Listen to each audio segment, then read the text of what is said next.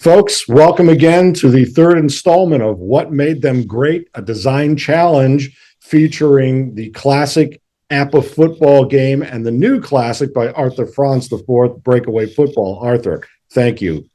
It's my pleasure to be here, Jeff. I really look forward to these. And this is all Arthur's idea, a great collab suggestion to kind of compare the mechanics of two stats-based games that really recreate what happens on the gridiron. And I hope that these kind of get out into that social media, internet bloodstream and really show hardcore NFL history fans that you can actually play out these what ifs that we're all always talking about. Yeah, that's the goal, is really to be able to match up teams that would never have been able to meet each other on the actual field and have it feel like the real thing. So I'm excited to talk about it. Awesome. So today, the 67 Packers, does it get any more legendary than that Green Bay team? The Ice Bowl, Vince Lombardi's legacy sealed, a three-peat, first and so far only, unless you count the Browns and the AAFC. This is the first year of a major NFL reorganization. The NFL went from just the East and West conferences to four divisions: the Capital, the Century, the Coastal, and the Central. The Packers, they're an aging team at this point. A lot of the big names are there, but 10 of the 22 starters are 30 years old or older. Bart Starr, the great field general, still calling his own plays, is playing with a hurt hand most, if not all, the season, misses weeks 4 and 5. Zeke Bratkowski comes in and steps up. That Hornig and Taylor backfield is no more, Jim Taylor having gone to the fledgling 67 Saints, Arthur's favorite team. How many downs did Horning play for the Saints? 0. There you go. Why would he? But here in a nutshell, this is where we get into the core of what a team and a franchise is really about, because as we see with the 67 Packers, it's not really about the record. That record doesn't tell you everything about a team. The Packers finish 9-4-1. The Rams and Colts finish 11-1-2, for instance. We'll definitely talk about that. We certainly saw on Monday night the 14-3 Vikings really weren't a match for the 10-7 Rams. So record isn't everything here. Yeah, it is when a team starts to peak, and this team, because they had so many veteran players, seems like they kind of were able to put it together when it mattered most. And that's one of the mechanisms that we have. It's actually called Big Push. We'll get to it in a bit, but it's one of those things that Lombardi teams just seem to be able to get into that extra gear that other teams weren't prepared for and go ahead and make that victory. And that's why I'm going to finally go on the record and say today that, after all this consideration, I truly don't think any of the 60 to 65 AFL teams would have won a Super Bowl had it existed. To your point, and and I'm very proud of myself because I didn't look at your stackers, as you call them.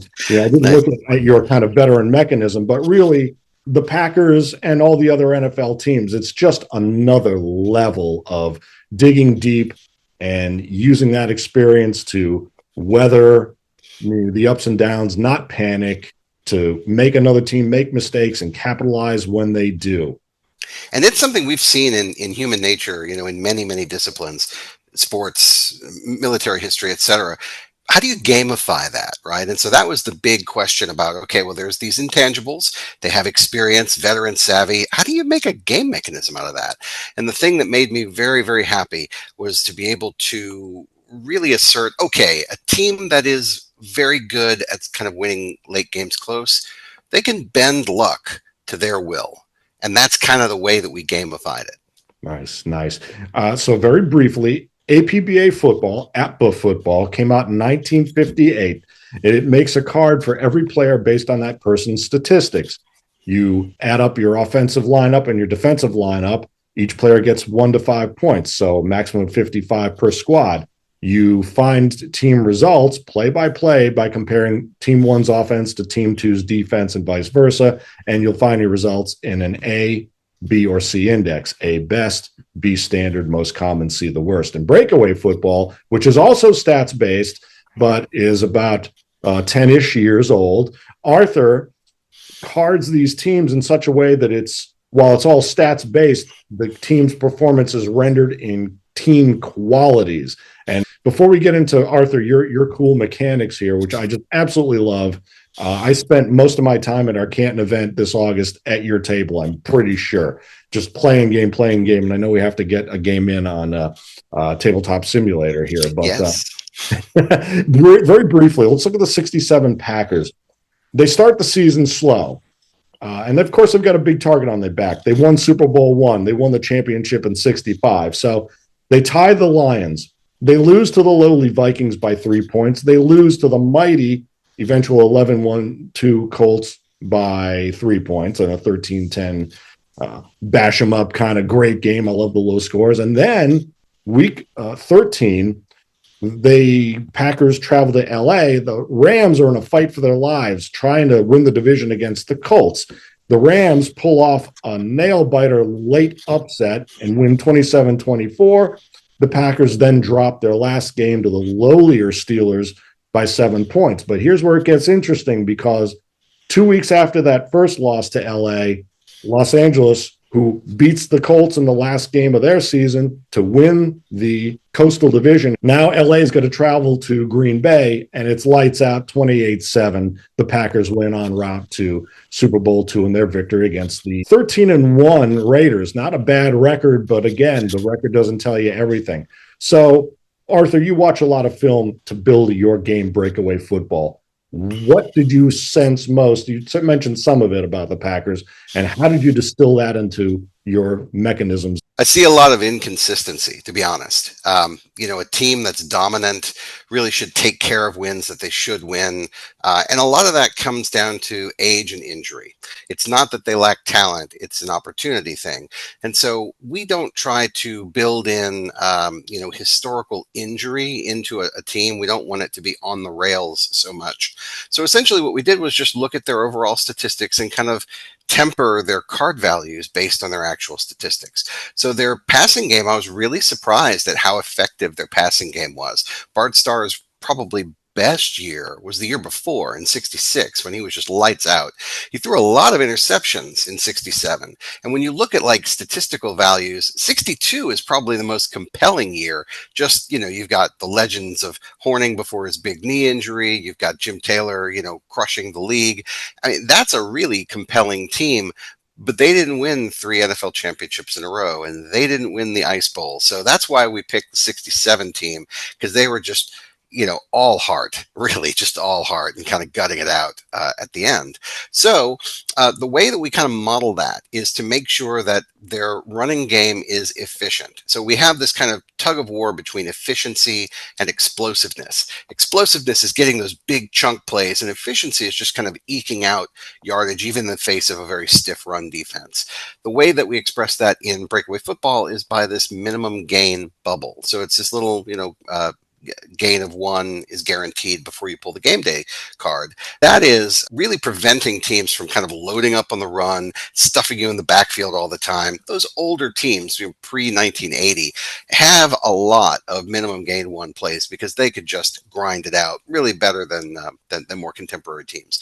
So the Stackers have an even greater advantage. As we all know, the Lombardi sweep, legendary. So we decided to lean into that and give them the first minimum gain of 2 for the Lombardi sweep out of any formation. So anytime you run sweep, you have a minimum gain of 2 before you pull the game day card. Well, that scares the dickens out of the opponent. And so it creates this really interesting chess match where it's like, okay, are they going to run Lombardi sweep? The way to stop that is to go wide run. That's the play that creates a defensive breakaway against the sweep. But there's another play that could take advantage of wide run, which is a finesse run. And in our review of the actual playbook, I looked at Lombardi's actual playbook. There was a play in there called Sucker. And I'm like, what is this? And I heard it was a fake sweep that would cut inside, and it basically became a finesse run, kind of cutting back against the grain. And they could gash teams for a good 10, 15 yards on this thing. So if you look at the deck, you'll see that we have the play Sucker. It is the actual play from Lombardi's playbook. It is a finesse run, which blows up wide run. So we tried to build in these really historically accurate play designs and play values that would reinforce what that team was good at on the ground. I'm glad you mentioned Starr's efficiency. My mother and father were born in Providence, Rhode Island, Mm, and we're Giants fans because the Patriots were quite at Belichick era dynastic performance yet. So right. they're just youngins there. My parents eloped to Dixon, Illinois, and Dad got a job out there, and he always told me about rooting for the Giants while the rest of the apartment building is rooting for not the Bears but the Packers. Packers. Yeah. And he just said Starr would nickel and dime you to death. He just dink and dunk you to death. Yeah. It's like that sounds like Montana or somebody, right? Yeah, and the whole West Coast strategy was actually developed by Bill Walsh when he was with the Cincinnati Bengals. So I can't remember the. Do you remember the name of the quarterback? Oh, I'm Maybe it gonna. was Greg Moore, but it was Virgil Virgil Carter, was it? someone. Yeah, Okay. that's it. And it's because he didn't have a very strong arm. And so they're like, what do we do to kind of make, we have to have an offense. We need to move the ball. And so they did this kind of dink and dunk that worked pretty well. And then when you put like legendary talent there, you get amazing results. So anyway, back to Starr, I think they recognized that that was kind of the wave of the future. And probably as you have aging running backs, it becomes one of these necessity kind of things. So anyway, I think Starr, because he had that injury that sat him out a couple games, and he threw a lot of interceptions. He wasn't himself that year. But when it counted, everybody kind of showed up and played really well. The other thing that I really like to talk about is in watching game film, and not just game film, but the package like NFL Films packages about the 67 Packers. There were some really exciting moments because Vince Lombardi is one of my favorite coaches. And he has this whole speech that he's giving people. And in that speech, he has this phrase called the big push. That's his phrase. And it's about really outlasting the opponent. One of the reasons that they would practice so hard in the summer is that their practices were harder than games. Game time was like a break for these guys because they practiced so hard, in the heat. So they would start slow and really be evenly matched or maybe slightly overmatched by their opponents. But as the game wore on, they would absolutely overtake. And if they had enough time, like some of those games that they lost, if they had a fifth quarter, they probably would have won, just by outlasting. But you don't get five quarters unless you tie. So anyway, the big push is this really interesting idea of how do you accelerate a team's performance late in a game. And so we modeled the big push by creating a mechanism called the big push. And it essentially gives the offense extra challenge flags. Challenge flags are incredibly valuable in breakaway football. It allows you to ignore bad game day events. So if I fumble the ball, if I throw an interception, I can just place a challenge flag down and say, no, that didn't happen. And it didn't happen. So the fact that you would give a team two extra offensive only challenge flags is a huge advantage. And that allows you to really avoid bad luck. The stamina thing comes in for the defense as well. The Stackers have what's called fourth quarter stamina, which is specific to the defense, and they have three challenge flags. Again, only for use on defense, only in the fourth quarter. But you can basically ignore the game day deck for an entire drive if you get them to go 3 and out. So it's really quite devastating, and it's just a testament to Lombardi's preparation and the team's grit and resolve. Huge discipline, huge discipline. A seal here, a seal there. Get It's him up in the alley. That's right. you're speaking of Super Bowl II and the Raiders. I remember when they did America's Game. Speaking of classic NFL footage, and Madden, he was a young coach. I remember he tells the story of going to listen to Lombardi talk for a whole day about football, and he ended up talking for about 7 hours on just about that sweep, if I recall That's right. correctly. That's It's right. just, the incredible mind. Good old Vince here.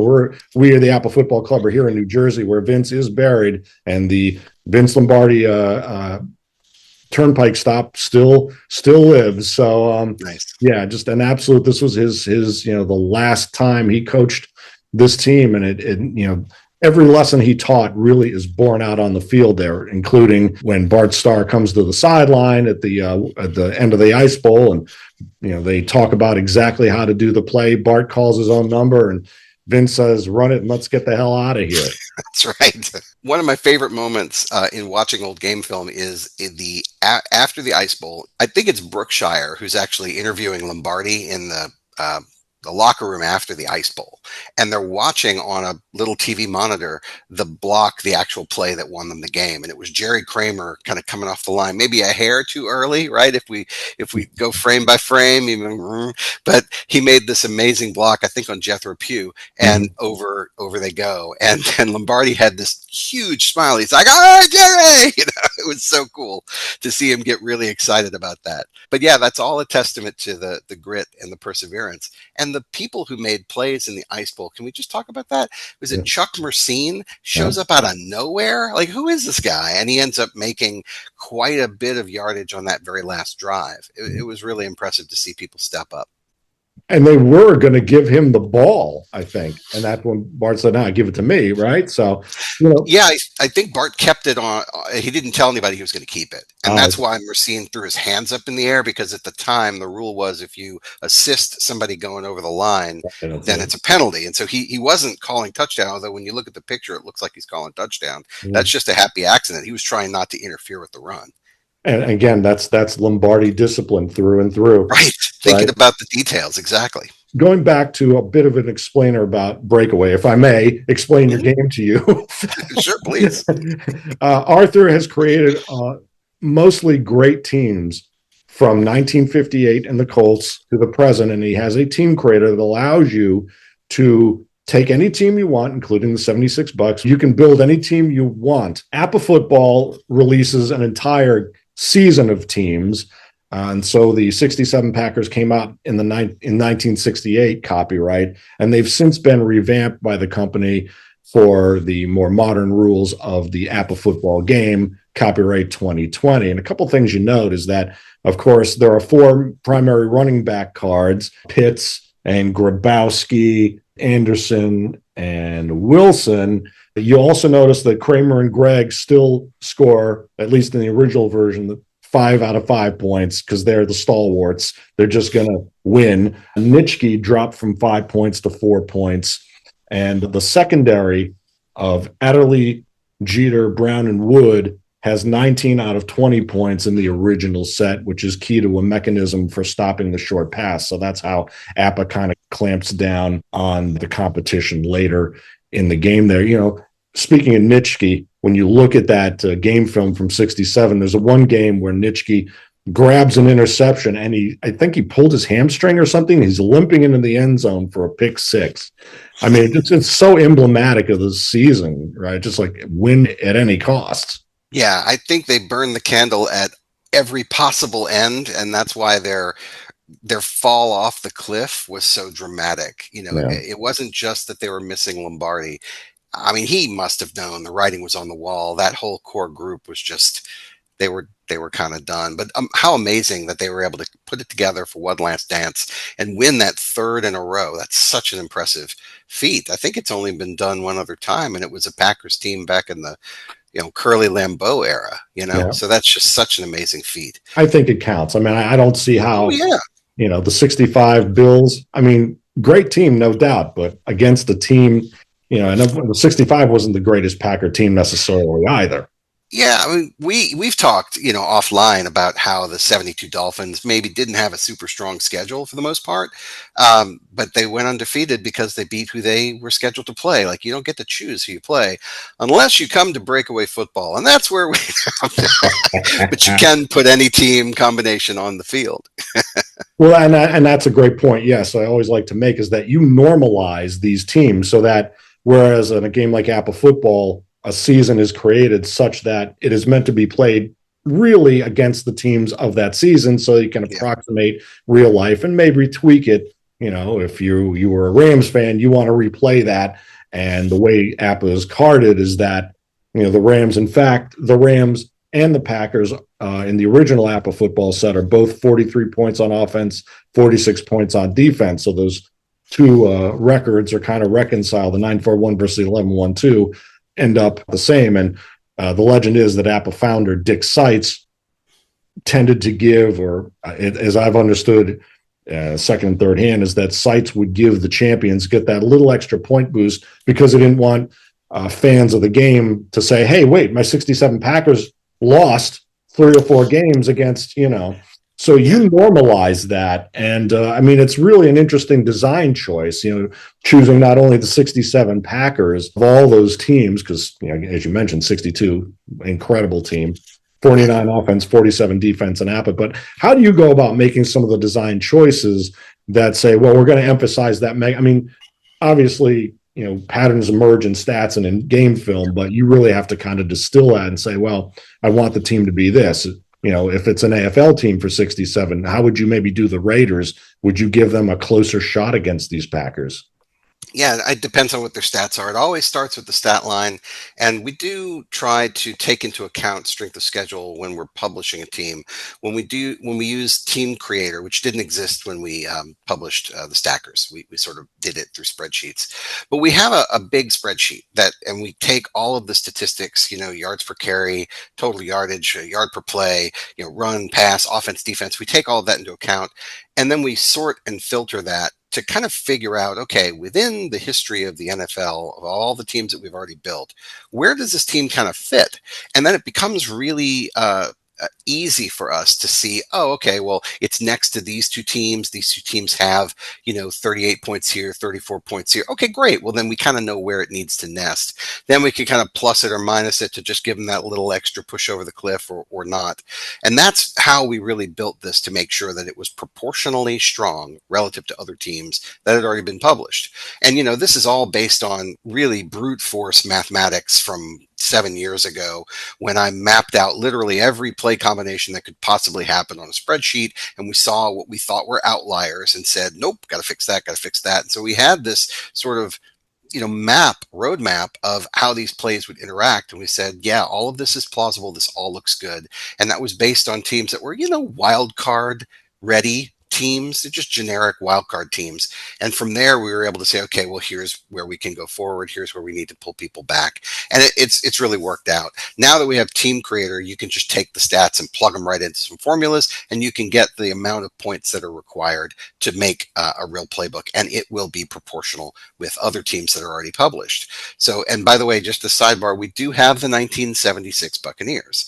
They have been built. They are published on Tabletop Simulator. So if anybody is interested in trying out the base game plus the 1976 Buccaneers, who are terrible, by the way, terrible, but they're so much fun to play. Go out to Tabletop Simulator, subscribe on Steam to the Breakaway Football Workshop, and you can get that for free. And then you can download the rule book from BGG. Look up Breakaway Football on Board Game Geek, and you can download the solo rules, the regular rule book, the strategy guide. All that is free. And so you can play to your heart's content. And if you like what you see, send us an email and tell us that you like it. If you don't like what you see, that's okay too. You can even send me an email and tell me you don't like it. That's okay. But we want to make it fun for everybody. So that's how we kind of normalize this. And I was so happy, Jeff, when you said that APBA had such a strong passing value. The run was a different story. They weren't a sieve, but they were definitely giving up yards on the ground. And I think that's where they struggled, was against teams that could really put it to them on the ground. So as a result, the card values are lower. We didn't make a mechanism that made them weaker against the run because we didn't think it was appropriate, but we definitely have lower than normal values against run. So in order for them to stop the run, they have to overcommit. So they can stop the run with breakaways, and they can stop the run by kind of going with heavy run defenses, but it exposes them on the passing side. So you're probably better off like giving people a little bit of yardage on the ground and just kind of work them into an obvious passing down, and then club them over the head. Just want to mention quickly that Arthur is calling the team the Stackers because he doesn't use the actual copyrighted patented team names, trademark names, so that the teams and the logos are approximated. That's why you're hearing Stackers versus Packers. You've run tournaments, and I'm curious. I always ask this question. I'm always dying to know how popular are the Stackers as a team that people want to play versus, say, you've got the '80 Oilers. We talked about the '92 Oilers. You've got the '78 Cowboys and Steelers, who are just tremendously powerful, so fun to play. But the '67 Packers, who picks them? I do. I really like that team. But they are a team that gets some play. What's interesting is that in our early development, probably the first 12, 14 teams that we did, we purposely went away from the actual color schemes of the teams that they were based on because we were deathly afraid. I'm going to be very honest. We're deathly afraid of the litigious NFL, and we didn't want to run afoul of the NFL. At some point, we got some advice that said, look, they can't patent color schemes. They can't copyright color schemes. And I looked up the copyright law, and it really is, look, if you're pretending to be the Green Bay Packers, that's a problem. But if you're not, and there's no reasonable expectation that people would think that that's actually the Packers, then you're okay. So we still use the fake names. We try to keep it as close, sounding as possible, and we use helmet designs that are kind of referential to it.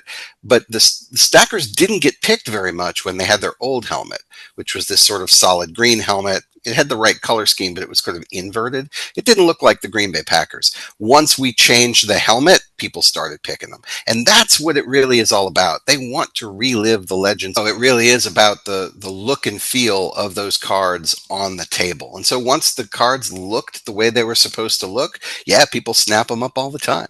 That's why some people talk about APBA football. Why do you have all these cards for all these players? And now in the more modern sets from 2000 to today, you can play guys who played one or two plays because there are people who play replays as played, meaning they're not going to let Bart Starr play the whole season. Zeke Bratkowski is going to play and starts, game 4 and game 5. Whereas I would probably Bart Starr, I want to relive this season the way it should have been. I mean, yeah.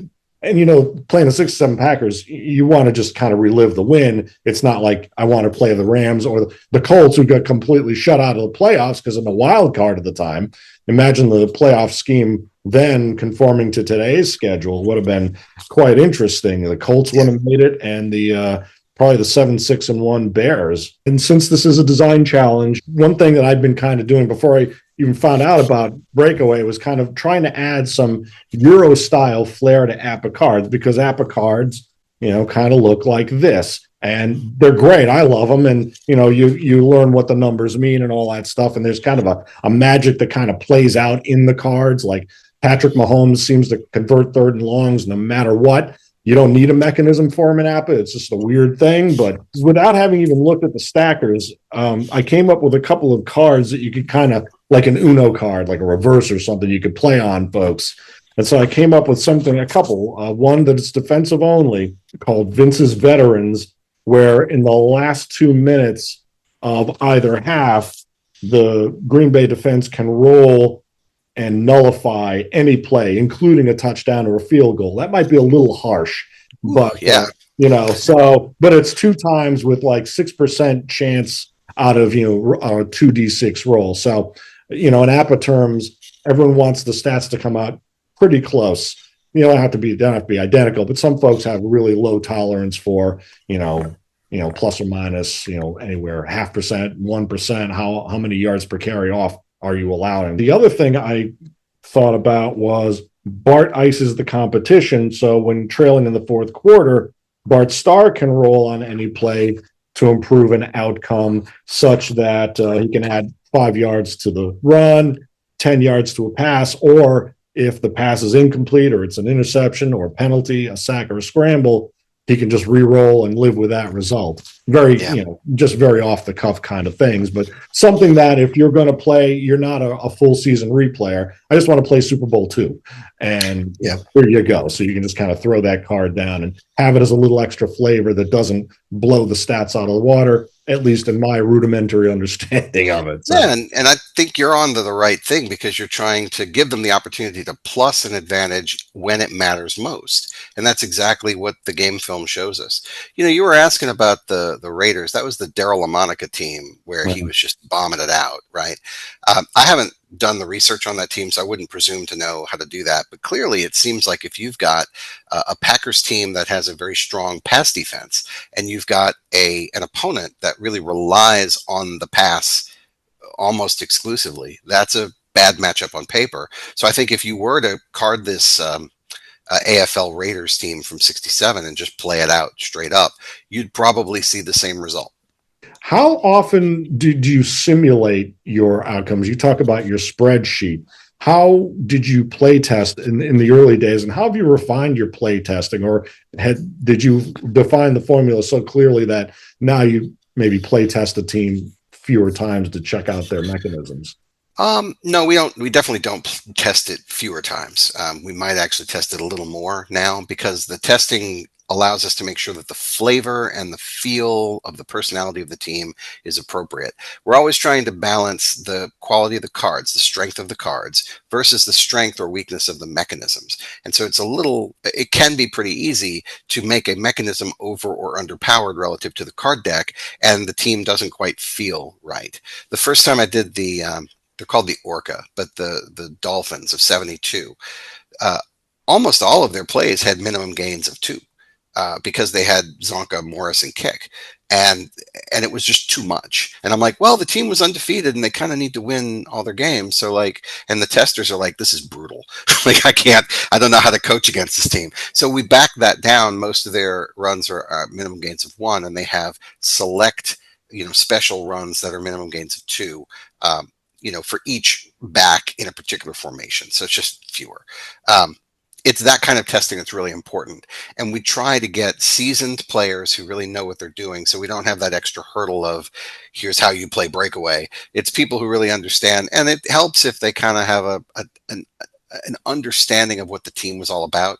One other thing I've noticed is that if I test play, it is less effective than if I just watch two people play it and play a matchup because I know what the team is supposed to do. And I think I subconsciously make the team do what it's supposed to do because I've been watching game film on them for a month. And it's much better to just hand a team cold to a good coach and say, tell me what you think these guys are good at. And to watch them kind of play over time. And the coach is telling me, all right, well, we made the 89 Eagles, which was a really tough challenge. But they were good at a bunch of different things and they were bad at some stuff. And so we gave that to the coach and he's like, man, these guys really, they have a hard time running the ball. And I'm like, all right, good, check. And so we're looking for those key benchmarks of is the deck incentivizing and the mechanisms, are they incentivizing the right coaching behavior? If you had a team that went for it a lot on fourth down, I'm thinking about why did that team go for it on fourth down all the time? Where on the field would they go for it on fourth down? How do I incentivize that behavior without making you do it? And that's really what we're coming down to. So the stackers, the 67 Packers just seem to be really good in the clutch. So in order for them to be good in the clutch, they have to ignore bad things that happen to them. Yeah, let's give them 5 challenge flags. And it's not overpowered because those challenge flags are very specific in when they can be used. The big push is only available in the second half, and it's only available to the offense. The fourth quarter stamina is only available to the defense and only in the fourth quarter. So they don't destabilize the game too much. But yeah, we did so much brute force testing early on to make sure that the system worked, that once the system didn't break and we had 10 or 12 teams under our belts, we knew we didn't have to worry about the team not functioning. Like back at the very early time when I built Breakaway, I was concerned about making the 1984 Niners. I stayed away from them because I'm like, that team's too good. It's going to break the system. Like I literally have not made that team because I was worried they were too good. Now I feel like we could because we have Team Creator. We could do it fine. But back in the day, I'm like, let's pick somebody else. We'll pick the Packers. Well, now we're at the 2-minute warning here, and now we talked about of all the Packers teams of the 60s. Now let's not forget the 1960, Vince's second year. The Pack only lost to the Eagles 17-13, and the Pack were driving. In fact, Jim Taylor would have had a touchdown, but for Chuck Bednarik. So let's say the 60 Packers win, but they're a good team anyway. But let's talk about how you might card the 62 Packers really quickly, since they are so good. Sure. Yeah. Well, I mean, Paul Hornung and Jim Taylor had different running styles, and so they had different strengths and weaknesses. It's a lot like when you have a team that, like the 72 Dolphins, to be honest, where you have Mercury Morris, who's super fast on the edge. You've got Larry Zonka, who can just plow it up the middle. You've got Jim Kick, who can kind of do everything and catch the ball. So, and actually, Zonka had really good hands, too. So when you go to the 62, I think you're looking at the same thing. Paul Hornung was the kicker, I want to say, for that team. I haven't looked at them in forever, but he did it out. He did it all. He could run down on the goal line. I think Vince Lombardi said there wasn't a better goal line runner than Paul Hornung at that time in his career. The golden boy. So I think you're really just focused on mechanisms that make their running game superior, and then their passing game is kind of a change of pace.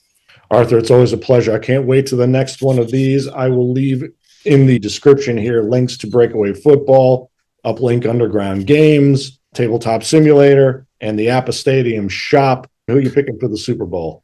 I think it's Lions all the way. I just can't. I'm pulling for them hard, so I think I just have the rose-colored glasses on. But they're due. They're due, man. I want it to happen. Nice, nice. Yeah, Bills Lions Super Bowl would be awesome. Best of luck to everyone. Arthur, be well. Talk to you in the next installment. Take care, Jeff.